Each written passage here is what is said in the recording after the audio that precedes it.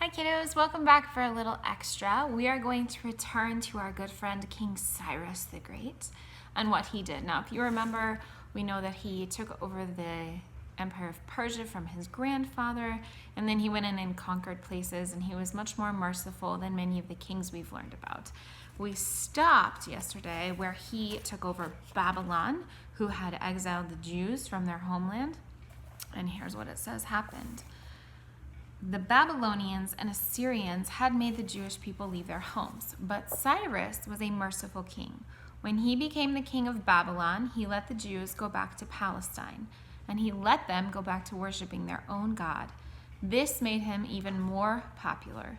The Jews were so grateful to Cyrus that they called him the Anointed of the Lord. Now Cyrus was the greatest king in the world. And calling someone the Anointed of the Lord was a big deal for the Jews to do, especially when they were calling someone who hadn't been born into their faith that name. So he was a big deal. He's also one of few people, I think it's only two, who is called the Great in the Bible. So he is an important part of history. And remember, I talked about this is one of those moments where what's happening in the secular world, the world that's trying to understand what they're made for, who they are, how they came to be, who don't know about God, that world collides with the world of the Jewish people who had God revealed to them. And in Cyrus, these two things collide. So the biggest empire in history at that time collides with the Jews and actually allows them to go home. So this is part of God, allows certain things to happen. Remember, he always has a perfect plan, and he allows Cyrus to become the greatest ruler in the world because through that it will allow the Jews to go home, and then in the fullness of time he will send Jesus to be born in Israel. All right, so we are going to pop this part of history into our black book. I have my line here.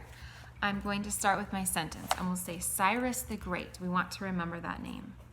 Cyrus the Great allowed the Jews or Israelites, remember they have two different names they're called by, to go back home.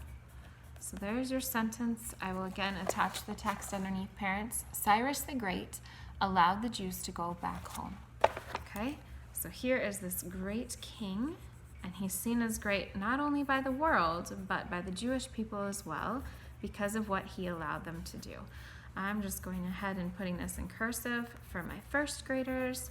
You can pause the screen and copy the letters. That capital J, remember? You gotta curve it and go all the way back down.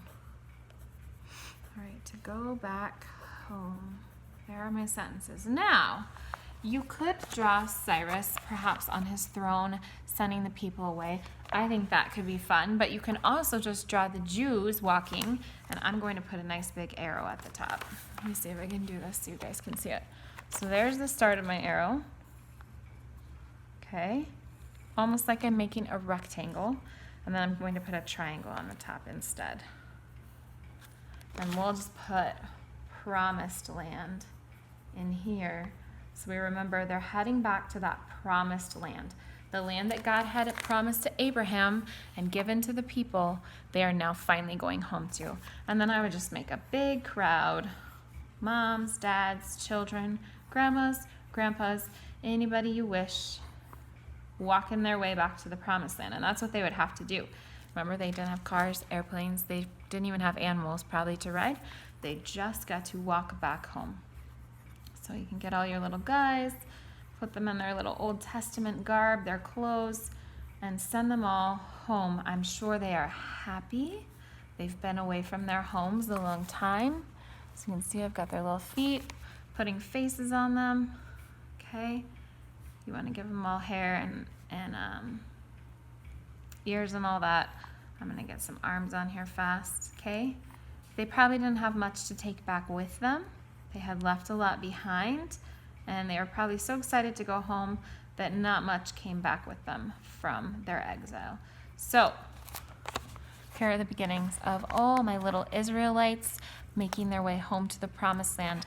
Like I said, you could have King Cyrus back here giving his decree, That was a very important decree where he said, I give permission for these people to go back to their home. They don't need to stay here any longer.